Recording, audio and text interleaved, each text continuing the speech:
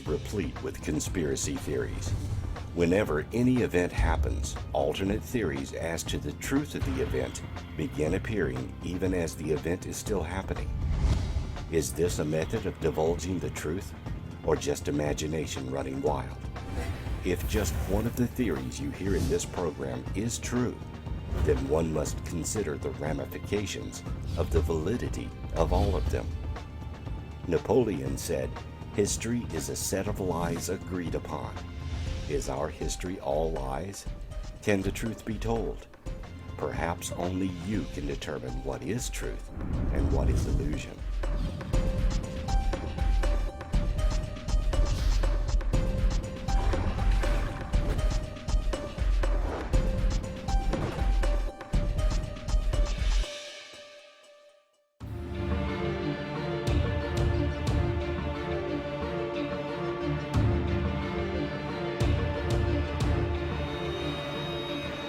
In March 2014, Malaysian Flight 370 took off bound for Beijing.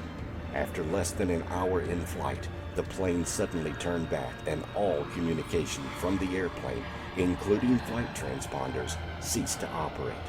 The last words from the pilot was, "Good night." Military radar continued to follow the plane across Malaysia and out to sea towards the Malacca Strait, hundreds of miles from the last position recorded by civilian authorities. An international search began hours after the disappearance of Flight 370. No wreckage was ever found, and no trace of the plane exists today. There are many theories as to what happened to Flight 370. One persistent theory is electronic hijacking, meaning the plane was intentionally made communication silent so it could be flown to a secret location, perhaps to be used in an event yet to happen. This is called a false flag event. Critics claim that the official statement that the plane crashed into the Indian Ocean makes no sense. They note that a Boeing 777 does not have the structural integrity to survive crashing into the ocean, and that it would be like hitting a cement wall at terminal velocity. If Flight 370 hit the ocean, they say, it would have been broken into tens of thousands of pieces, many of which float on water, such as the seat cushions, and would be witnessed washing up on regional shores or easily spotted by search teams. What happened to Flight 370? The possibility of a simple hijacking has been brought up by various news outlets, including ABC News and Los Angeles Times. Speculation has mounted about the possibility of a remote island that the hijackers took the plane to, although no group has stepped forward to confirm that. However, unofficial researchers have identified more than 600 possible runways for the plane to land at. No confirmation has been received from Malaysian officials.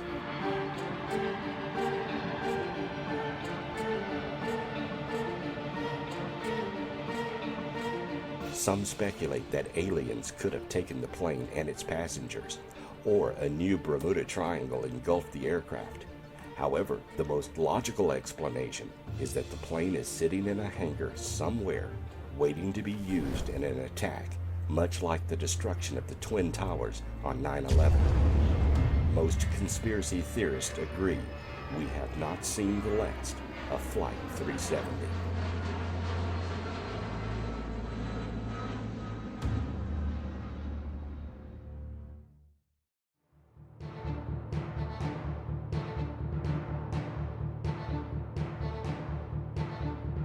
The internet is full of theories connecting the U.S. government with the 9/11 attacks. Some conspiracy theorists believe explosives planted in the World Trade Center days or even weeks before were the catalyst for their destruction after the plane struck. Many of these theorists believe the attacks were part of a false flag effort to allow the federal government to easily enact laws like the Patriot Act that would pave the way for consolidating totalitarian control over the populace. Though the Twin Towers do appear to have been destroyed by a demolition charge, Building 7 is far more interesting. Building 7 was next to the towers. It too appears to have been destroyed by demolition. but it was not hit by planes. In fact, it should have little to no damage at all.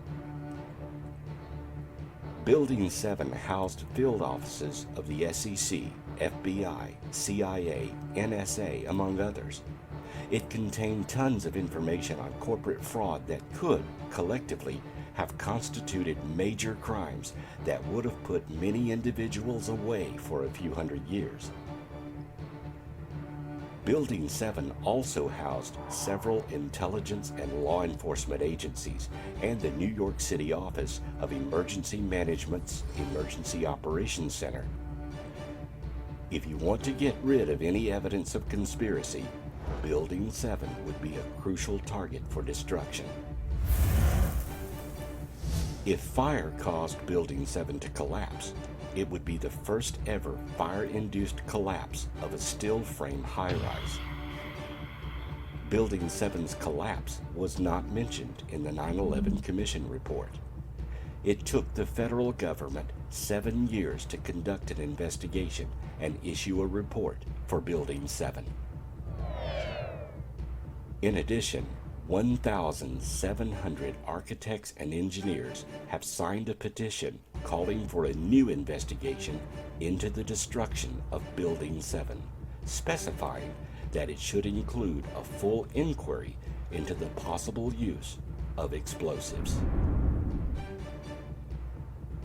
Numerous witnesses say the possibility of demolishing Building 7 was widely discussed by emergency personnel at the scene and advocated by the building's owner.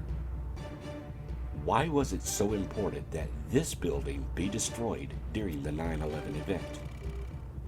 Similarly, the offices that were the target of the missile that struck the Pentagon were those of several auditors digging into $2.6 trillion in missing or untraceable money.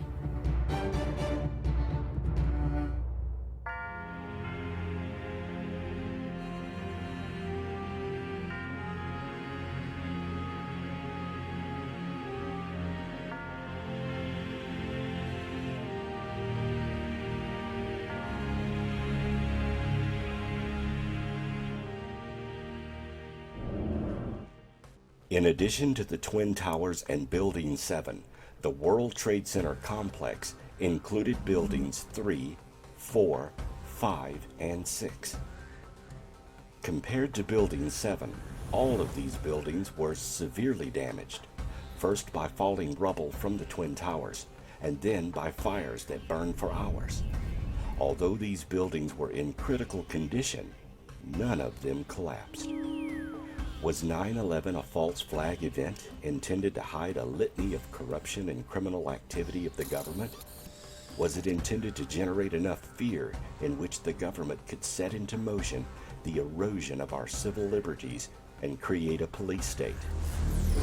Since 9/11, our police now look far more like a military than officers, having received surplus military equipment from 2 wars due to 9/11. We have seen the creation of Homeland Security, the TSA, and the Patriot Act, all as a result of this one event. And as of date, we have discovered the NSA can and does spy on every American citizen. Are we living under a new world order? Look around and you decide.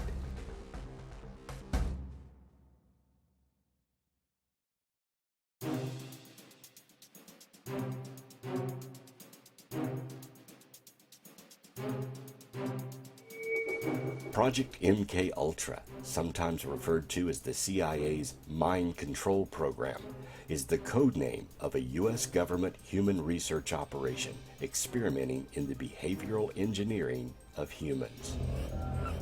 Organized through the Scientific Intelligence Division of the Central Intelligence Agency, the project coordinated with the Special Operations Division of the U.S. Army's Chemical Corps.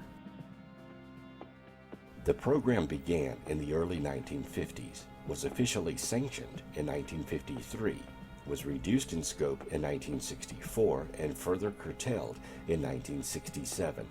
It was officially halted in 1973. The program engaged in many illegal activities, In particular, it used unwitting U.S. and Canadian citizens as its test subjects, which led to controversy regarding its legitimacy. MKUltra uses numerous methodologies to manipulate people's mental states and alter brain functions, including the serendipitous administration of drugs, especially LSD, and other chemicals, hypnosis, sensory deprivation, isolation, verbal and sexual abuse, as well as various forms of torture. The scope of Project MKUltra was broad, with research undertaken at 80 institutions, including 44 colleges and universities, as well as hospitals, prisons, and pharmaceutical companies. The CIA operated through these institutions using front organizations, although sometimes top officials at these institutions were aware of the CIA's involvement.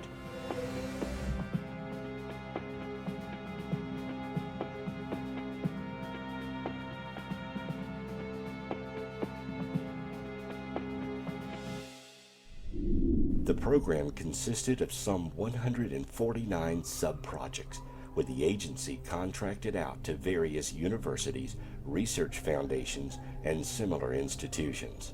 At least 80 institutions and 185 private researchers participated. Because the agency funded MKUltra indirectly, many of the participating individuals were unaware that they were dealing with the agency. Project MKUltra was first brought to public attention in 1975 by the Church Committee of the U.S. Congress and a Gerald Ford Commission to investigate CIA activities within the United States. Investigative efforts were hampered by the fact that in 1973, with the government-wide panic caused by Watergate, then CIA Director Richard Helms ordered all MKUltra files destroyed.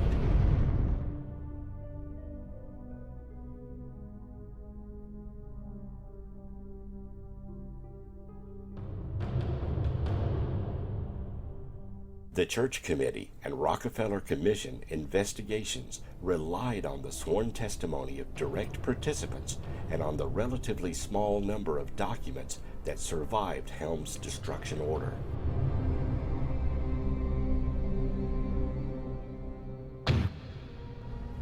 In 1977, a Freedom of Information Act request uncovered a cache of 20,000 documents related to Project MKUltra, which led to Senate hearings later that same year. In July 2001, some surviving information regarding MKUltra was officially declassified.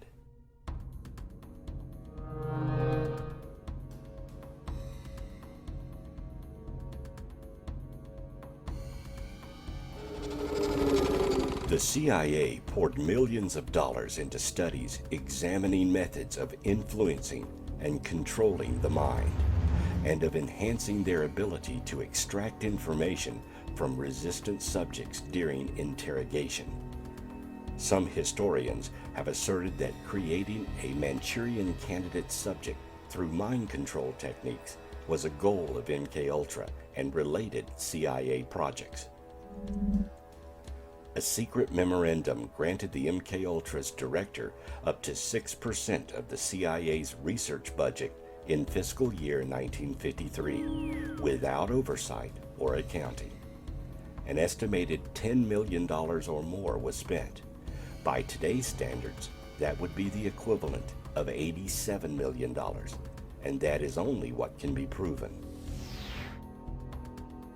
Although the CIA insists that MKUltra type experiments have been abandoned, some CIA observers say there is little reason to believe it does not continue today. Victor Marchetti, author and 14-year CIA veteran, stated in various interviews that the CIA routinely conducted disinformation campaigns and that the CIA mind control research continues.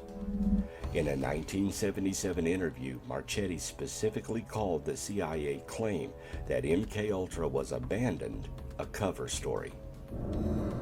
Could the CIA, along with the NSA, be conducting experiments on unsuspecting citizens? Are the multitude of school, theater, and mass shootings a result of Manchurian candidates let loose on an unsuspecting nation? To what end? Many say for gun control and to systematically induce the public into relinquishing their liberties for a new totalitarian government. Are we simply subjects in some great experiment conducted by the system for an as yet unknown nefarious plan? Only you can decide.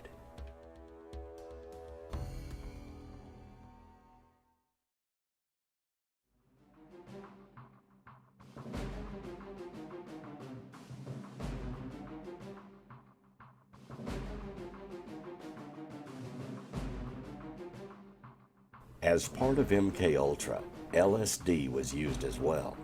The utterly unbelievable but true story involved using hookers to lure in unwitting Johns for undisclosed testing, narcotics agents who slipped drugs into drinks, and a U.S. Marshal who held up a San Francisco bar not knowing he was high on acid. The LSD experiments were purportedly carried out by the United States, believing that Communist Russia, North Korea, and China were using the drug to brainwash captured Americans. Consequently, the CIA did not want to fall behind in developing and responding to this potentially useful technology. So incredibly, it decided to slip acid secretly to Americans, at the beach, in city bars, at restaurants. For a decade, the CIA conducted completely uncontrolled tests in which they drugged people unknowingly, then followed and watched them without intervening. In some cases, the agency used the drug to perform interrogations, but these procedures were conducted so inconsistently that they proved equally useless in providing useful data. The official rhetoric on LSD from the government's anti-drug agencies was that it was extremely dangerous. LSD was quickly made illegal, and research into its potential as a treatment for alcoholism and other disorders was shut down. Wild claims about it damaging chromosomes and causing birth defects were distributed. But of course, the CIA had thought the drug was safe enough to randomly distribute to unwitting Americans without even debriefing them about their experiences or providing any measure to keep them safe.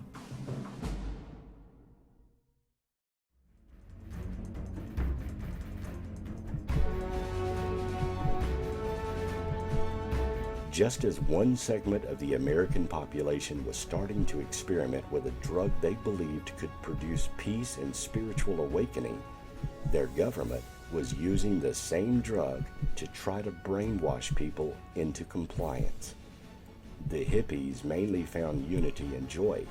The CIA, paranoia and fear.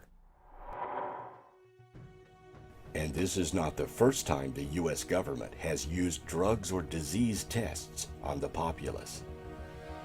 In 1956 and 1957, several U.S. Army biological warfare experiments were conducted on the cities of Savannah, Georgia, and Avon Park, Florida.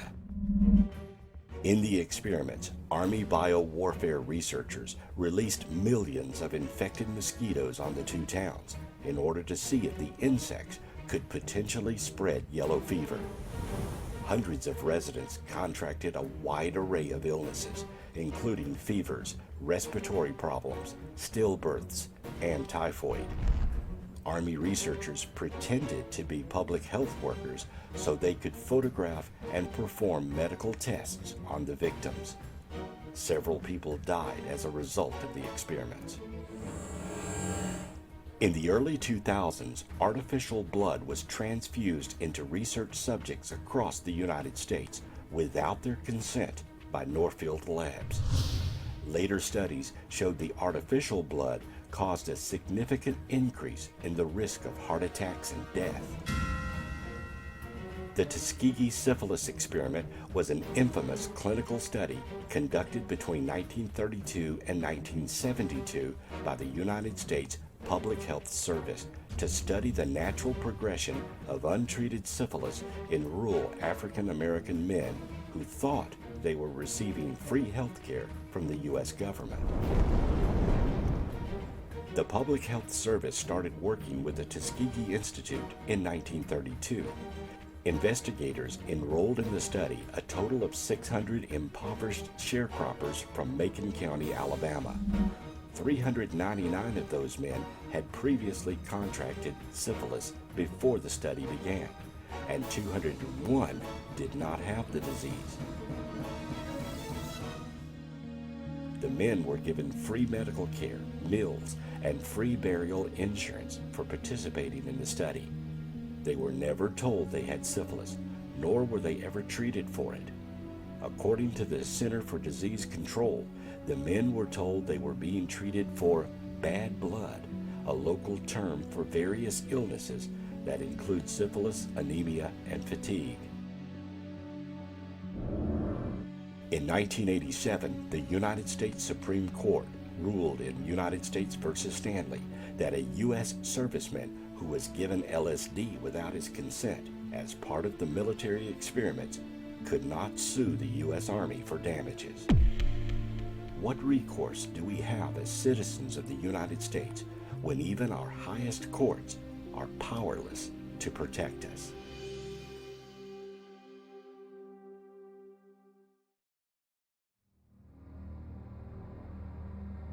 Conspiracy believers commonly argue that Earth governments, especially the government of the United States, are in communication and/or cooperation with extraterrestrials, despite public claims to the contrary. And further, that some of these theories claim that the governments are explicitly allowing alien abductions. Some individuals suggest that they have been abducted, with some among them saying that they were also subjected to extensive medical examinations, and others added that tissue samples, including sperm and ova, were taken from them. The contention that there is a widespread cover-up of UFO information is not limited to the general public or the UFO research community. In 1947, the United States Air Force issued a press release stating that a flying disc had been recovered near Roswell, New Mexico. This press release was quickly withdrawn, and officials stated that a weather balloon had been misidentified. The Roswell case quickly faded even from the attention of most ufologists until the 1970s. There's been continued speculation that an alien spacecraft did indeed crash near Roswell, despite the official denial.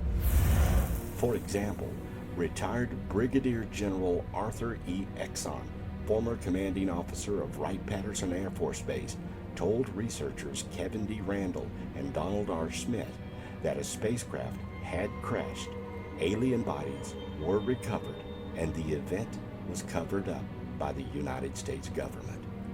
Exon further claimed he was aware of a very secretive UFO controlling committee made up primarily of high-ranking military officers and intelligence people.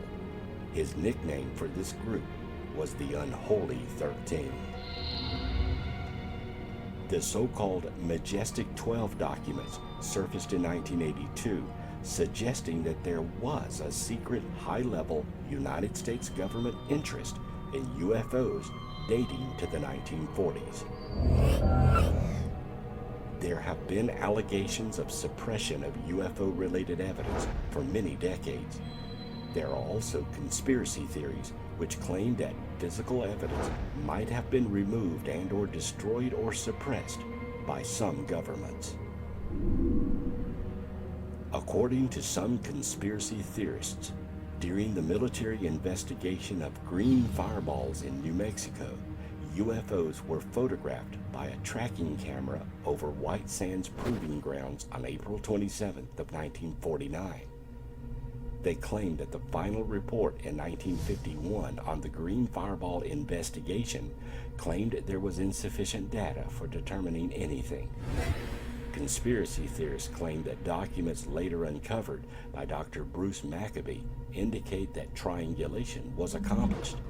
The conspiracy theorists also claim that the data reduction and photographs showed 4 objects about 30 feet in diameter flying in formation at high speed at an altitude of about 30 miles. According to conspiracy theorists, Maccabee says this result was apparently suppressed from the final report.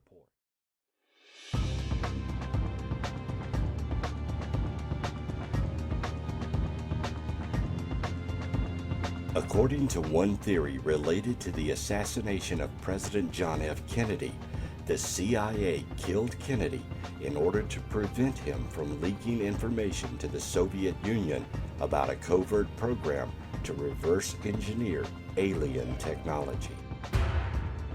Nick Cook, an aviation investigative journalist for Jane's Information Group and researcher of Billion Dollar Secret and author of The Hunt for Zero Point, claims to have uncovered documentary evidence that top-secret U.S. defense industry technology has been developed by government-backed defense industry programs beginning in the 1940s and using research conducted by Nazi scientists during World War II, recovered by Allied military intelligence, and then taken to the United States and developed further with collaboration of the same former German scientists at top-secret facilities established at White Sands, New Mexico, and later at Area 51, allegedly resulting in production of real-world prototype operational supersonic craft actually tested and used in clandestine military exercises, with other developments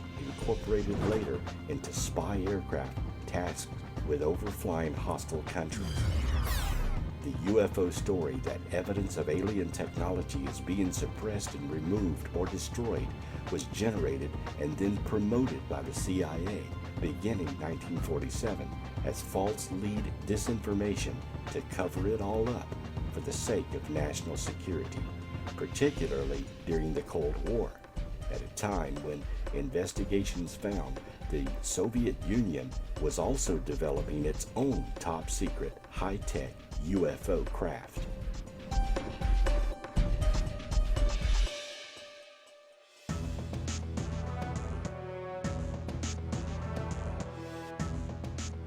In November 1989, Bob Lazar appeared in a special interview with investigative reporter George Knapp on Las Vegas television station KLAS to discuss his alleged employment at Area 51 and S4. In his interview with Knapp, Lazar said he first thought the saucers were secret terrestrial aircraft, whose test flights must have been responsible for many UFO reports. Gradually, on closer examination, and from having been shown multiple briefing documents, Lazar came to the conclusion that the discs must have been of extraterrestrial origin. In his film testimony, Lazar explains how his impression first hit him after he boarded the craft under study and examined the interior. For the propulsion of the studied vehicles, Bob Lazar claims that the atomic element 115 served as a nuclear fuel. Element 115 reportedly provided an energy source which would produce anti-gravity effects under proton bombardment, along with the production of antimatter used for energy production. Lazar's website says that if the intense, strong nuclear field of element 115's nucleus was properly amplified, the resulting effect would be a distortion of the surrounding gravitational field, allowing the vehicle to immediately shorten the distance to a charted destination. Lazar also claims that he was given introductory briefings describing the historical involvement with our planet for 10,000 years by extraterrestrial beings originating from the Zeta Reticuli 1 and 2 star system. These beings are therefore referred to as Zeta Reticulans, popularly called Greys. Lazar says he has degrees from the California Institute of Technology and Massachusetts Institute of Technology.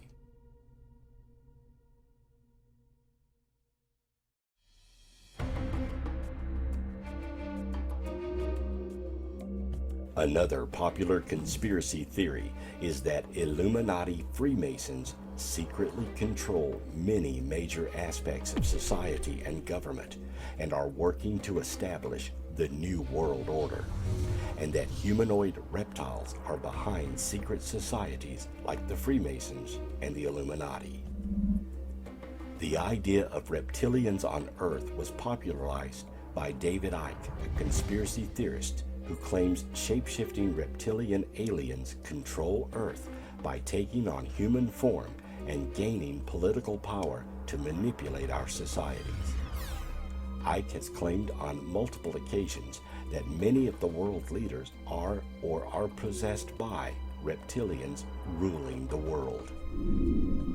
As early as 1934, a Los Angeles Times article reported that a geophysical mining engineer claimed to have discovered subterranean labyrinths beneath Los Angeles to an underground city built by an advanced race of lizard people to escape surface catastrophes some 5,000 years ago.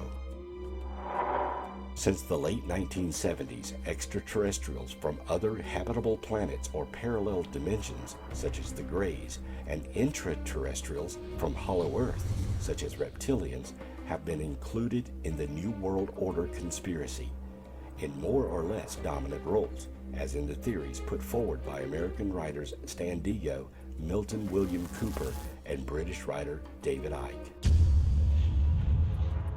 The common theme in these conspiracy theories is that aliens have been among us for decades, centuries, or even millennia, but a government cover-up enforced by Men in Black have shielded the public from knowledge of a secret alien invasion.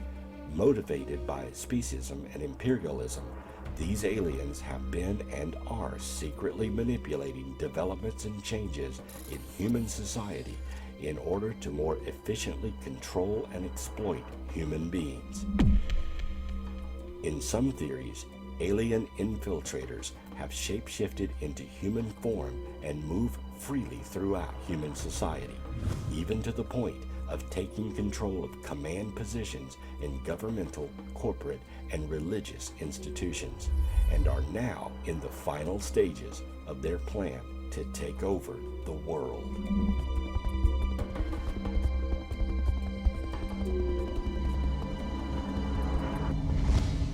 A covert government agency of the United States, codenamed Majestic 12, is often imagined to be the shadow government which collaborates with the alien occupation and permits alien abductions in exchange for assistance in the development and testing of military flying saucers at Area 51 in order for U.S. armed forces to achieve full spectrum dominance.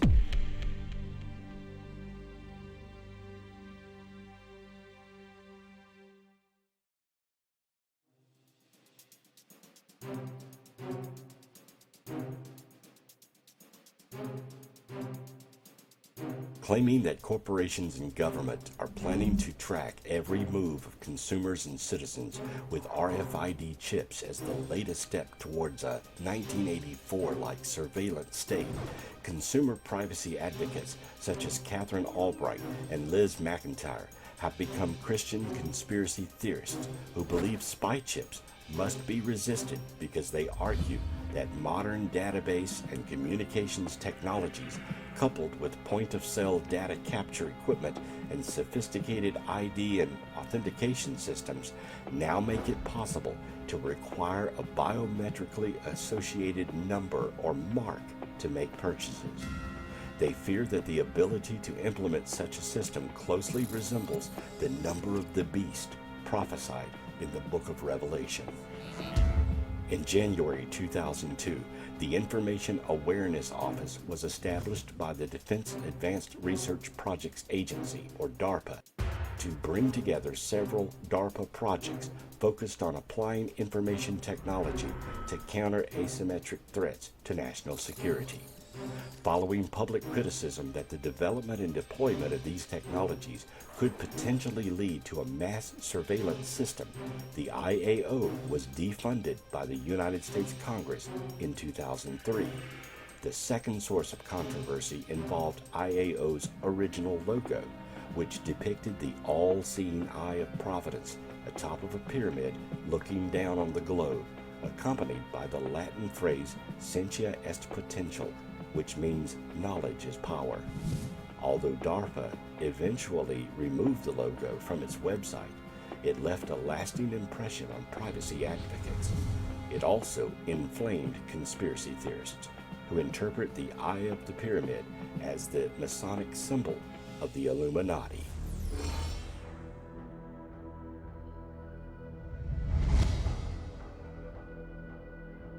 Social critics accuse governments, corporations, and the mass media of being involved in the manufacturing of a national consensus and, paradoxically, a culture of fear due to the potential for increased social control that a mistrustful and mutually fearing population might offer to those in power.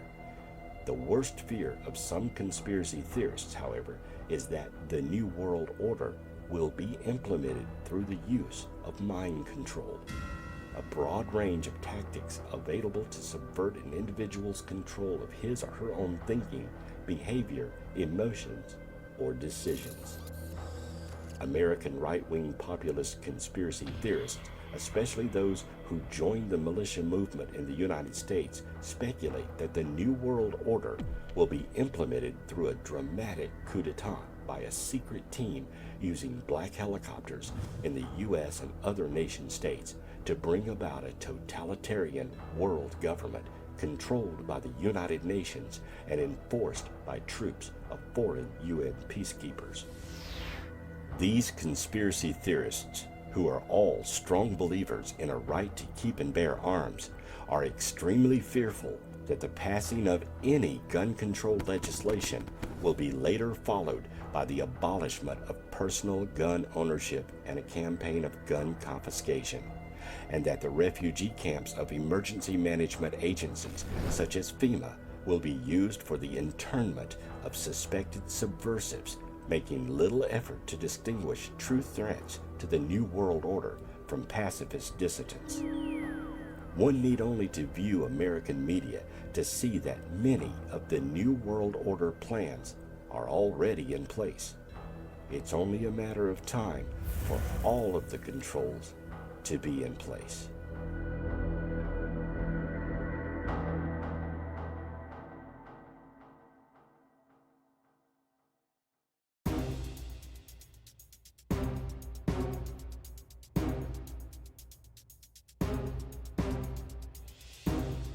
If aliens do exist, and they are in collusion with our governments, then why haven't we seen advanced technology from our extraterrestrial partners? Many say we have, and it's all around us. Since the now famous 1947 UFO crash in Roswell, we have seen our technology advance at a near light speed pace. From fiber optics, computers, and advanced textiles such as Kevlar to our modern cell phones and tablets, we have advanced in multiple industries in just the past 50 years. How did all these technological advances happen so quickly? Many believe it is a direct result of Roswell and other crash retrievals of extraterrestrial craft. United States Army Colonel Philip J. Corso published The Day After Roswell in 1997, 1 year before his death. The book claims that an extraterrestrial spacecraft crashed near Roswell, New Mexico in 1947 and was recovered by the United States government, who then sought to cover up all evidence of extraterrestrials. Corso claims that he was assigned to a secret government program that provided some material recovered from crashed spacecraft to private industry, without saying where the items came from, to reverse engineer them for corporate use. Corso was a special assistant to Lieutenant General Arthur Trudeau, who headed Army Research and Development and was in charge of the Foreign Technology Desk. In his position, he would take technological artifacts obtained from Russia, German, and other foreign sources and have American companies reverse engineer that technology. The book contends that several aspects of modern technology, such as fiber optics and computer chips, were developed by using information taken from the craft. Colonel Corso also claims that the world was at war with extraterrestrials and that the Strategic Defense Initiative project was part of that campaign that was successfully concluded in Earth's favor.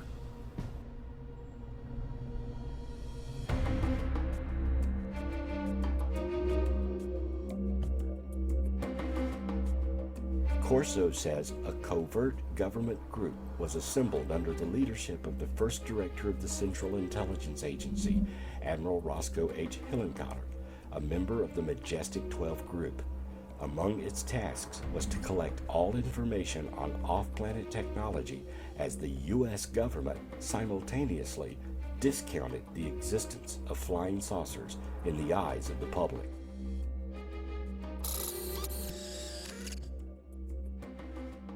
According to Corso, the reverse engineering of these artifacts indirectly led to the development of accelerated particle beam devices, fiber optics, lasers, integrated circuit chips, and Kevlar material. Although some investigators reject Corso's claims, there can be no doubt about his credentials. After joining the Army in 1942, he served in Army intelligence in Europe. During the Korean War, he continued his intelligence studies under General Douglas MacArthur. He rounded out an impressive resume with 4 years on President Dwight Eisenhower's national security staff. Corso also claimed that he saw the alien bodies from the Roswell crash and the secret Pentagon files regarding the incident. He stated that the Pentagon had bodies of aliens shipped to the Walter Reed Hospital in Washington, D.C. Autopsies were done on the dead aliens there. He also tells us that America's best scientists were stumped by the extraordinary technological marvels in the alien craft. Corso also claims that the government cover-up was not only to hide the truth of extraterrestrial intelligence from the public, but also to allow the time needed for the reverse engineering process to be protected from foreign countries, especially the Russians. On June 8, 1998, Colonel Corso swore on oath to the truth and validity of all statements made in his book. Could a Cold War with extraterrestrials have occurred with the public blind to its outcome? Did aliens crash near Roswell, New Mexico in the 1940s? And do we owe our technological advances to the Greys from Zeta Reticuli? And are we advancing too fast for the public to keep up, resulting in a new world order?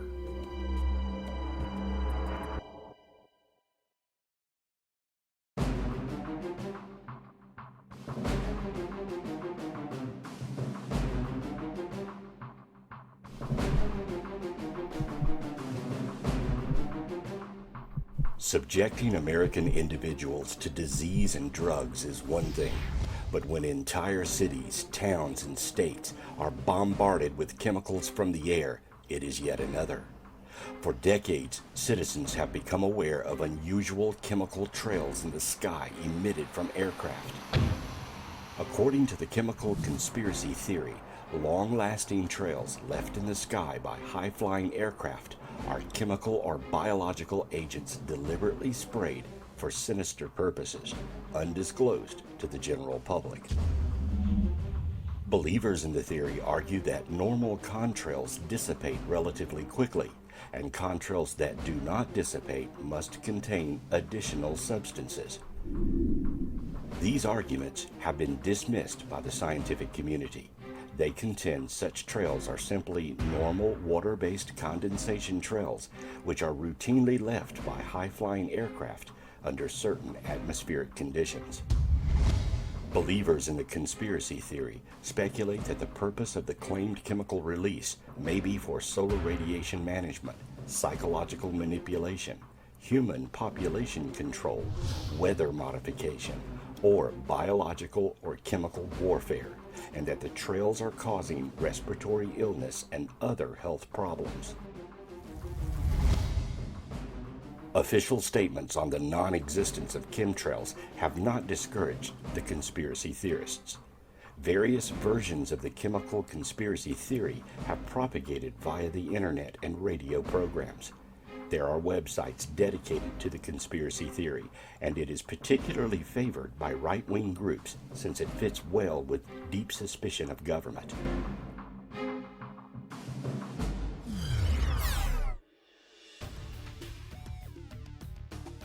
In some of the accounts, the chemicals are described as barium and aluminum salts, polymer fibers, thorium, or silicon carbide. Other accounts allege that the skies are being seeded with electronically conductive materials as part of a massive electromagnetic superweapons program based around the High Frequency Active Oral Research Program, or HARP. Those who believe in the conspiracy say the contrails are toxic, but the reasons given by those who believe in the conspiracy vary widely, ranging from military weapons testing to chemical population control to climate control. Scientists and federal agencies have consistently denied that chemtrails exist, insisting the sky tracks are simply persistent contrails. Proponents of the theory of the existence of chemtrails characterize this phenomenon as streams that persist for hours and that, with their crisscross, grid-like or parallel stripe patterns, eventually blend to form large clouds. In 2001, U.S. Congressman Dennis Kucinich introduced the H.R. 2977 bill, a Space Preservation Act of 2001 document that would have permanently prohibited the basing of weapons in space, listing chemtrails as one of a number of exotic weapons that would be banned. Proponents have interpreted this explicit reference to chemtrails as official government acknowledgement of their existence.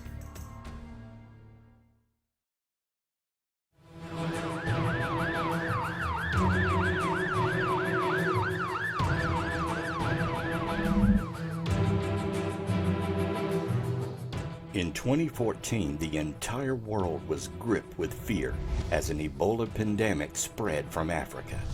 Ebola hemorrhagic fever, or simply Ebola, is a disease of humans and other primates caused by the Ebola virus. Signs and symptoms typically start between 2 days and 3 weeks after contracting the virus, as a fever with a sore throat, muscle pain, and headaches. Then, vomiting, diarrhea, and rash usually follow, along with decreased function of the liver and kidneys. Some people begin to bleed both internally and externally. Death follows typically 6 to 16 days after symptoms appear and is often due to low blood pressure from fluid loss. On September 30th, 2014, the first confirmed case of Ebola in the United States was diagnosed. The patient died 8 days later. The Daily Observer, a Liberian newspaper, published an article alleging that the virus was not what it seemed, a medical disaster, but rather a bioweapon designed by the United States military to depopulate the planet. Not long after the accusations appeared online contending that the Federal Centers for Disease Control and Prevention had patented the virus and was poised to make a fortune from a new vaccine it had created with the pharmaceutical industry. There were even reports that the New World Order, a classic conspiracy element involving global elites, had engineered Ebola in order to impose quarantines, travel bans, and eventually martial law. The idea that health officials are conspiring with big pharmaceutical companies to conspicuously spread, then cure Ebola as a profit-making venture might sound like the plot to a summer thriller, but in fact, it touches on a genuine aspect of our healthcare system.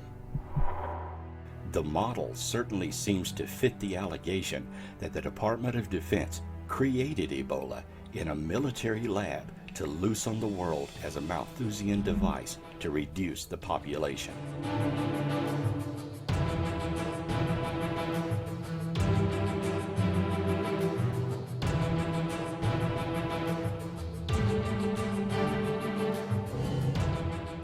Outbreaks as a genre have long attracted conspiracy theorists, beginning in medieval times when the Jewish leaders of Toledo, Spain were blamed for having spread the Black Plague. More recently, the AIDS epidemic was also said to have been caused by a government plot. America is a place where people are so willing to remain willfully hypnotized by socially accepted delusions that they still think JFK was assassinated by a lone gunman, and that the World Trade Center Building 7 collapsed in perfect symmetry due to a small office fire. We are all living in a nation dominated by delusional people who are sleepwalking through a fictional construct, which is precisely why they are so psychologically shocked when something happens that they never considered. The best way to stop a disease is through prevention, yet the government resisted halting flights from the affected countries to the United States, effectively allowing the contagion into many countries. The Center for Disease Control, the world's most prestigious pandemic control center, appeared unprepared and inept when Ebola was first discovered in the United States. Was this action taken to allow pharmaceutical companies time to watch the spread and prepare to release an antidote they had already developed and patented? The CDC's protocol is based on assumptions about Ebola that do not seem to be true for the recent strain. A nurse who treated the Ebola patient in Dallas, who died, was given the green light to fly commercially, even though she reported to the CDC that she had symptoms. She exposed 132 passengers on the flight, and these passengers have since been in contact with thousands of other people. Many conspiracy theorists contend that the Ebola outbreak was orchestrated to allow the government to send troops to Africa so they may enact efforts to control vital diamond and other industries existing there and currently under the control of African militants. The Obama regime sent 4,000 U.S. soldiers to West Africa to fight Ebola. Soldiers don't have training or equipment with which to combat Ebola. They exposed 4,000 Americans to an epidemic. This seemingly pointless decision has raised suspicions that Washington is exposing troops to Ebola so that vaccines or treatments can be tested on the troops. Other commentators have noticed that West Africa is an area of Chinese investments. They wonder if Washington is using the cover of Ebola to occupy the countries or even set the disease loose in order to drive out the Chinese. The new U.S. Africa Command was formed to counteract Chinese economic penetration in Africa. Suffice it to say, now that America and other Western countries have been exposed to Ebola, we have not seen the end to this conspiracy element. We also know that the government has exposed its citizens to pathogens before, and they appear to be doing it yet again. Is Ebola yet another control mechanism in the government arsenal to push further towards a new world order? One need only pick up a current newspaper to see where laws have been subverted to gain more control over the populace. Fear is the key. The more afraid you can make the population feel, the more control you can easily take. And fear is driving our country in its politics, government, and society.